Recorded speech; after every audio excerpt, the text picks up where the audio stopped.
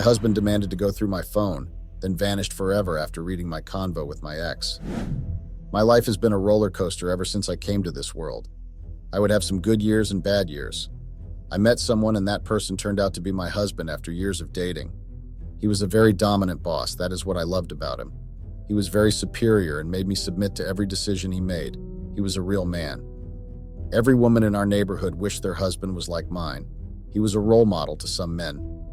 Everything was perfect until he started paying more attention to his work, and I started feeling like I wasn't enough, and also I was getting bored. I missed his compliments and the way he looked at me and touched me. Sometimes I'd be left alone in his huge house and he'd be gone for a week on a business trip. I even thought maybe he was cheating on me. I was needy, but you can't blame me. He made me like this with all the love he gave me and how he treated me, and all of a sudden he just got busy and paid little attention to me. I'm sure someone can relate to what I'm talking about. So let me tell you what exactly happened before my life made a very huge turn during a happy moment.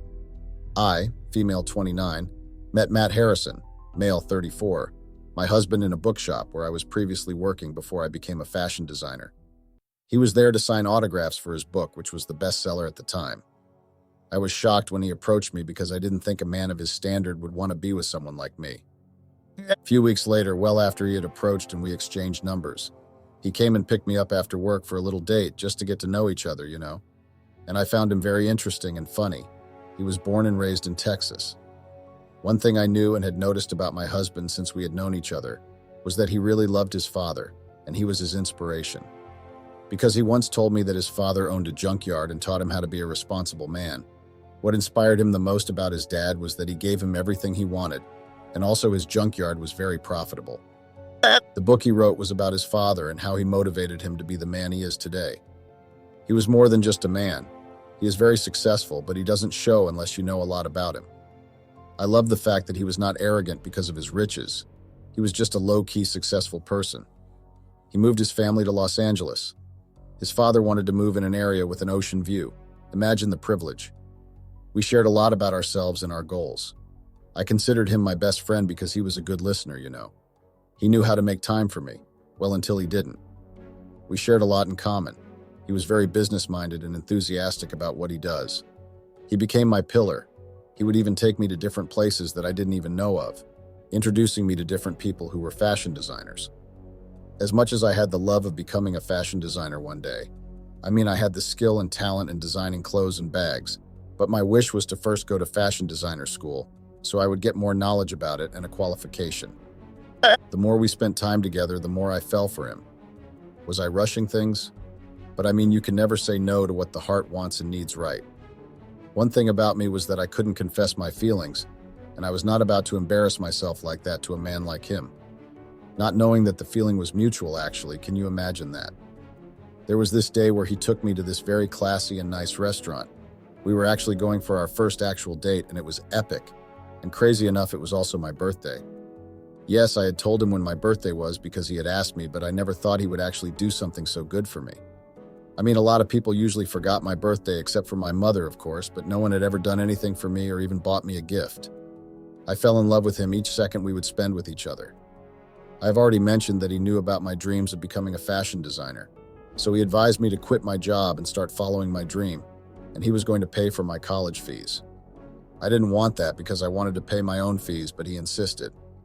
I was a bit skeptical at first, but eventually agreed to his offer. I had nothing to lose, right? Months later, our friendship elevated to being girlfriend and boyfriend. I was truly happy. I had the man I fell in love with at the bookstore. He didn't become my friend only, but my pillar and motivator. So what more would I have asked for? After some months of us dating, he asked me to move in with him because the apartment I was staying in was a bit far from him and the college that I was going to attend. I was not sure about his offer. He had done a lot for me already, and I was scared that he would somehow become controlling if I agreed, so I asked for some time to think about it. I was skeptical because I didn't know the outcomes of moving in with him. After 2 full weeks of thinking, I eventually gave in and moved in with him in his apartment. I had nothing to lose, right? And it was for my own good and safety, so it was very thoughtful and sweet of him. Our relationship was a bliss. He wanted nothing about me, and he was somehow insecure, so he made sure to take me to and from college. I really don't know where he got that time, but I appreciated it a lot. I fell much deeper in love with him, A year passed, everything was still a bliss, and we were very inseparable. I passed my first year very well, thanks to my man for being the best. My dream was slowly but surely becoming a reality, and I couldn't be happier. My fashion design career had started booming. My husband had introduced me to some of his associates, and that was a great start for me. His associates then marketed my designs, which gained me a lot of clients, including some celebrities. My husband was the main reason I was that person I was. My fashion was outstanding. I even dressed some celebrities. It was bliss. After 5 years of dating, he finally popped the big question, "Would you marry me?" I was so emotional and couldn't believe that I would be spending my whole life with the man I love. Obviously, I agreed to marry this man. I mean, he was the man of my dreams. I do not regret walking down that aisle. I was the happiest woman at that time. How I wished my mother was still alive so she would see her daughter finally tying the knot with her best friend. A week after our marriage, we moved to an estate in Las Vegas. He once told me that ever since he was a child, he had always wanted to own a casino. So during his book tour, he met someone who owned a casino and was very fascinated by his book. You see the power of making connections, it really helps sometimes. They became friends and he was invited to be a guest in his casino. He ended up telling him about his love of casinos and they made a deal. I sat in a shop in the mall and I hired young designers to work for me. If I wasn't at the shop, I was at home drawing or sleeping. It was sometimes boring because I had no friends. The only friend I had was my husband.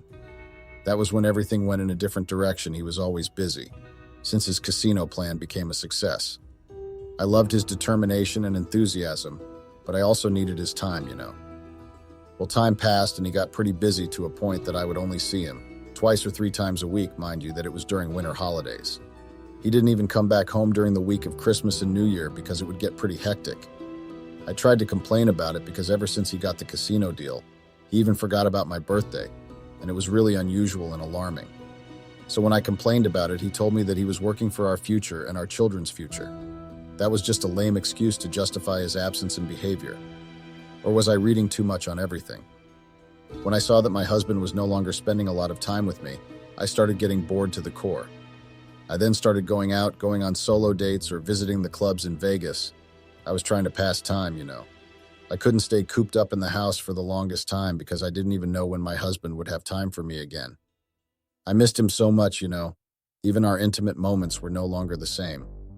I mean, he would come back home tired, so I would sometimes wear lingerie to spice up things and bring some action spark into our life again.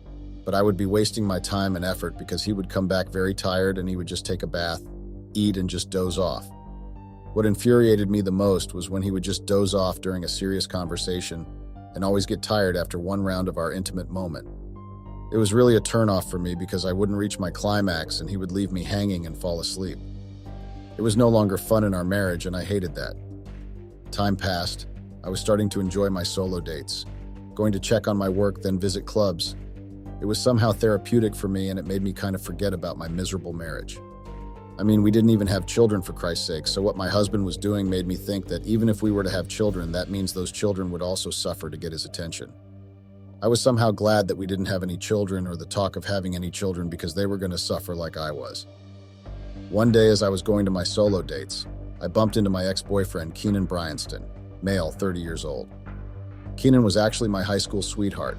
We grew apart when we went for different directions of life. I had actually thought that Keenan was the love of my life, But the distance and life issues grew us apart. When the proverb says, where their water stopped, they will stop again. I lived with that proverb for a long time. I think 4 or 5 years, but he was never coming back up until I eventually allowed myself to move on. I tried having relationships, but they were all not what I had expected and what I had wanted and needed in my life. I mean, 2 of my eyes were emotionally abusive. They would make me feel small and stupid until I decided to call it quits after being patient for a very long time.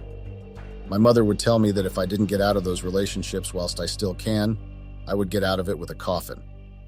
I ended the last abusive relationship when I was in between life and death. I woke up in a coma that time, and the state I saw my mother in made me realize that being patient again would eventually murder my mother. So I ended everything and even applied for a restraining order against him. Since then, I have only focused on my life and my mother. I was not even thinking about any relationships. I hated the word relationship because it would take me back to those times where I was voiceless and controlled. Another thing, on some of my ex-boyfriends, I would look for Keenan in them. I wanted to forget Keenan using them, and they saw that, then ended the relationship. But Matt came and changed all that. He made me believe in love again, and with my mother's advice, I gave love another chance. I just couldn't believe it when I bumped into Keenan. My heart started pumping abnormally and strangely. My other side was happy that I had bumped into him, while another one was just fuming. I was angry at him for leaving me and never thought of coming back. I even thought about the things that I went through in relationships, looking for him in every man that I was meeting or dating. And right when I was in a better place and able to move on, he decided to just show up in the same restaurant that I was in. My mind was running. I was thinking that maybe he was stalking me or he had been stalking me. Keenan greeted me and asked to speak to me privately. He started telling me how much he had been missing me and all those lies that usually tells to make you feel better. But I was not easily convinced by his lies, so I left him there and went back home. When I got home, I was mixed with emotion. I just didn't know how to contain myself.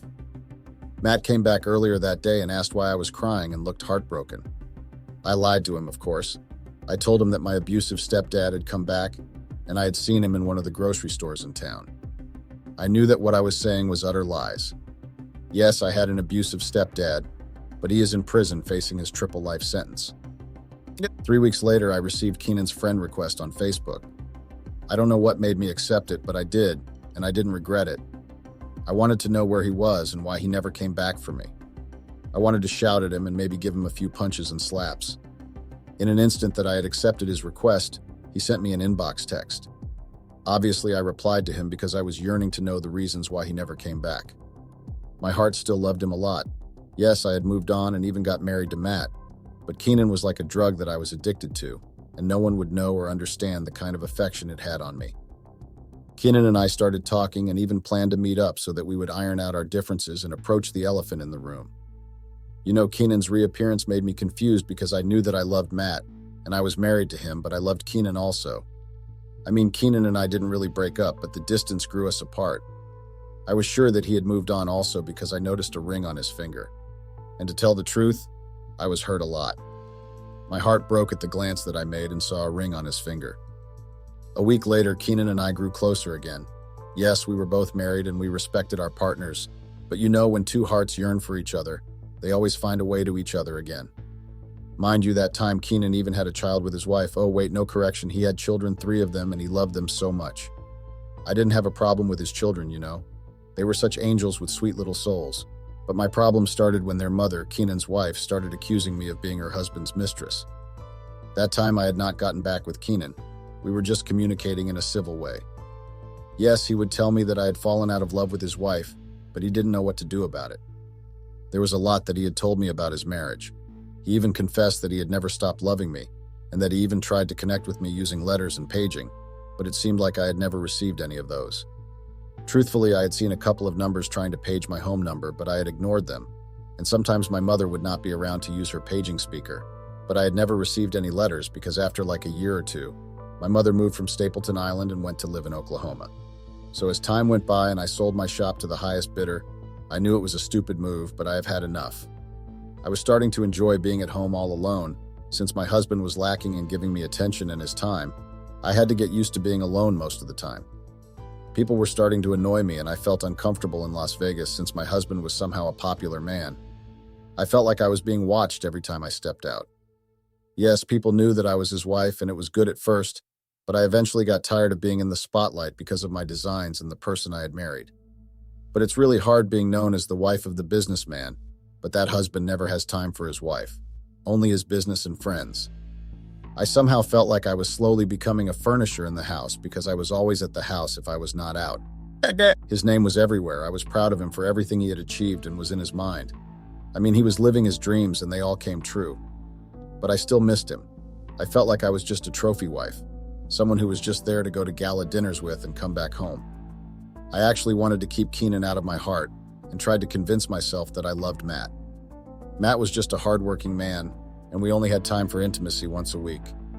Can you imagine the starvation I had? It was pretty hectic. Other women on social media thought I was just living the life but not knowing how lonely I was. Imagine being someone you only see twice on weekdays. He comes home when you're asleep and lives early in the morning. When he is at home, he is in his office and he doesn't want to be bothered unless you would be bringing him something to eat or snack on.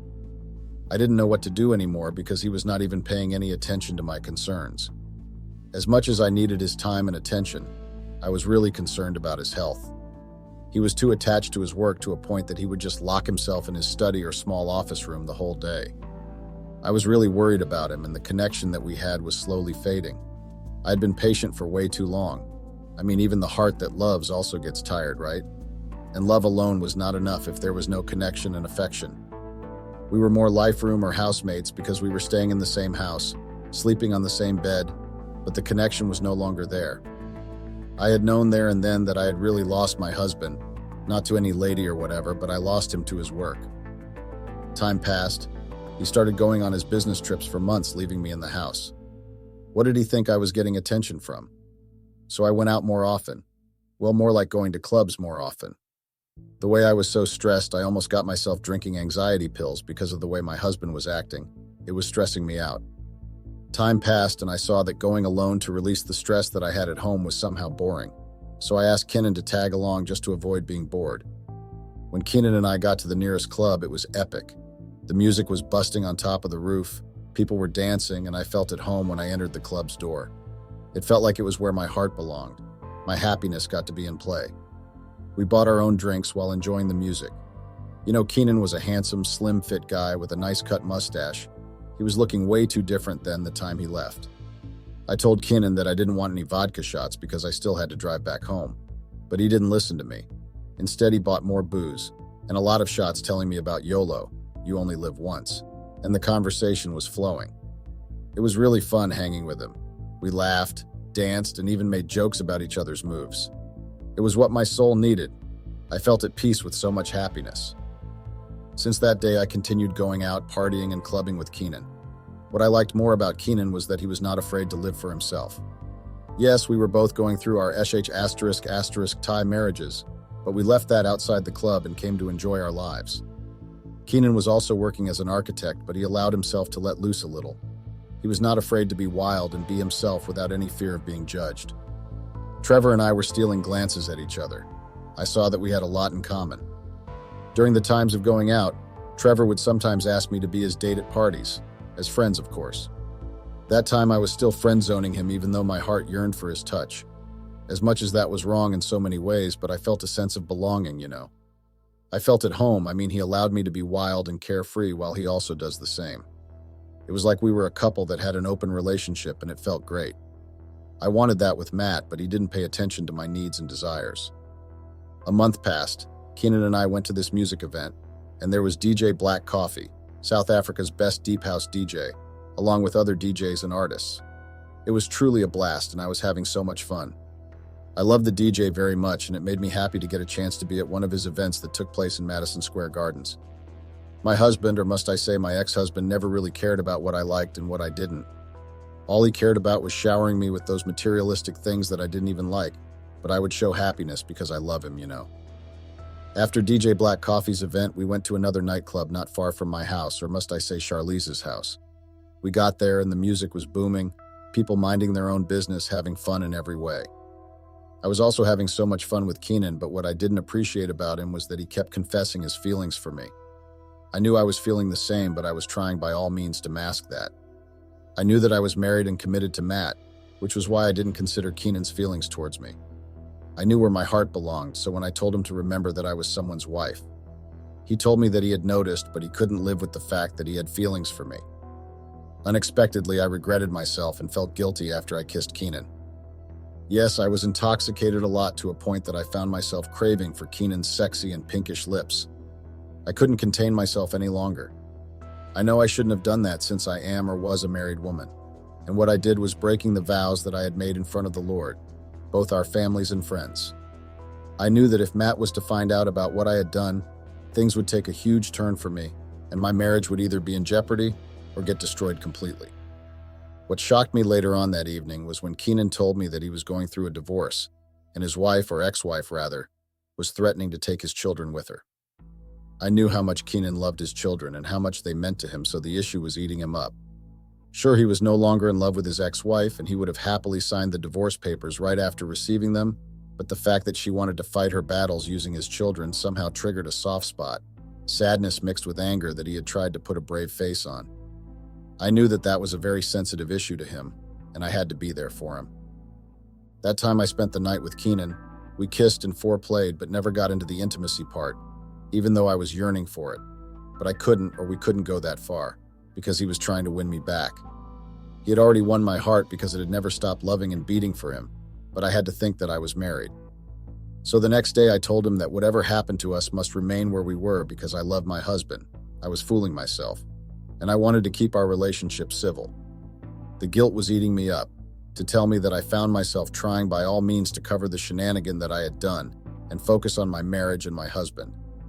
Despite the feeling of unhappiness and loneliness, I knew that I had to put up a brave face and mask the whole thing, including the feelings that I had for Keenan. Frustrated and unhappy with what I had done, I decided to talk to Charlize about my desires, just to see his point of view. That day I had cooked a very nice dinner, his favorites only so we could talk about my issue. I explained how I felt trapped and that I needed some freedom to explore my sexuality since he is always focused on work and showering me with materialistic things, but never asked how I was, nor check if I am happy. I even emphasized that this wasn't about wanting to replace him, but rather about personal growth. I knew that I was lying, but I had to ask him in another way so that he wouldn't see that I had done something. I tried to reason with him, but he refused to budge. He believed that opening our relationship would lead to jealousy and heartbreak. And so, I made the difficult decision to put myself first. I knew that Matt loved me and I loved him also. But love alone is not enough if you are not happy, right? I hoped he would understand since he sees that I am always in the house doing nothing. It had become like I was a part of the house furniture. Another thing my heart longed for Keenan, my ex-high school lover that I had recently rekindled with. Matt, however, didn't take it well. He felt hurt and betrayed by my request, but Matt was adamant that he didn't want to share me with anyone else. I explained my feelings, emphasizing that I still loved him deeply, but needed more space to grow as an individual. Matt, however, was taken aback by my proposal. I knew that he had never considered the possibility of an open relationship. To him, our relationship was built on trust and exclusivity. So my request caught him off guard and infuriated him to a point that he even asked if I was cheating on him, and if I had gotten someone else from the clubs that I was going to, and the trips that I had taken with some guy and kissing him. His question caught me off guard. How did he find out about all that? I was shocked and somehow scared about what he would do next, but I decided to deny all his allegations and told him to stop changing the topic. We ended up avoiding that topic, so I had moved from the dining room to the lounge so that I would get some privacy since I was chatting with Keenan on the phone. He was telling me that he had won a case that his ex-wife had filed for, and they were given 50% share in the children's custody. As much as Keenan was still facing and fighting the children's battles, he never forgot to tell me, or remind me rather, that he missed me and that his love for me had never vanished. As I was about to reply to that text, Matt came out of nowhere and snatched my phone. I tried fighting him, but you know how strong men are, so he pushed me down by force to the point that I collided with the glass coffee table and hurt my back. He told me that he wanted to see who I was chatting with and made me smile like a retard or a young girl given candy. Yes, Keenan knew how to choose words when speaking to me, and he knew which words to say and which buttons to press to make me feel some type of way. That moment, I didn't even want to see Matt's face. I knew that he had seen everything that had happened between Keenan and I, and it was just a matter of time before the bomb exploded. The following day, Matt went to work early and came back at night. He asked about the guy that I had been seen spending time with while he was not present. I denied everything that he was saying, and it led to a massive argument. So after a particularly heated argument, Matt made a decision that would change our lives forever. I couldn't believe it, I thought he loved me. He packed my belongings and asked me to leave our matrimonial home. Just because he saw my conversations with Keenan, he even came to the conclusion that I had wanted to open our relationship on purpose because I knew that I was cheating on him. I tried reasoning with him, but instead of understanding things in my own perspectives, he made a harsh and hurtful decision. I was so devastated. I had never imagined that my desire for exploration and my conversations with Keenan would lead to such a painful outcome. Yes, our conversations were not innocent or whatsoever, but he should have checked himself first and tried to find the reason why I was having those conversations and trips with Keenan. But as usual, the woman had to always be a villain. Our disagreement quickly escalated into a heated argument. Emotions ran high and hurtful words were exchanged. Matt made a decision that shocked both of us. I didn't think he would actually come up with that decision, just because I wanted our marriage to be open, but still my soul was with Keenan. He asked me to leave our shared home and told me that he was unable to continue our relationship under these circumstances. He told me right in my face that I should expect a call from our lawyer anytime soon, but he wanted me gone and continued with my ex because it was like a love lost and love found kind of thing. Matt took 50% of everything that I had owned, including the monies that I had on my bank account since we were married under community property. 50% was a very huge amount. The way I was so depressed, I ended up cutting things off with Keenan up until I had healed and was able to move on. So one day as I was driving to my mother's house to tell her what had happened, my mother was like my sister and the first best friend. I knew that she was going to judge me and maybe get angry at me, but she had to know. While I was driving while on the call, I got into an accident where a truck came out of nowhere and collided with my car. I don't know how I survived that accident, but I am grateful to God that I did. Later on, I received a call from Matt asking how I had survived and how much of a cat with 9 lives I was. He then told me that the way that truck hit my car was the same way that I had hit his heart and broke it into small pieces. I knew that I had done him wrong, but that was just so evil of him. I thought he loved me and would never hurt me. The scars that were in my body were nothing compared to the ones at the heart. With time, I healed and learned from my mistakes. I understood that sometimes the desire for personal growth can clash with the commitment we have to our loved ones. I vowed to communicate better in the future, to cherish the relationships that truly mattered, and to find happiness within myself. Keenan and I were still friends. I was just no longer ready for any relationship, so I was glad that he understood my issues. Keenan had been very helpful, caring, and supportive throughout the whole healing process. I still love Keenan, but I don't know if it would be the right thing to form a relationship with him while I had just gotten out of the messy divorce and still trying to heal. I really want to move on, but I want to know if it is the right time to do so. Any advice is welcome.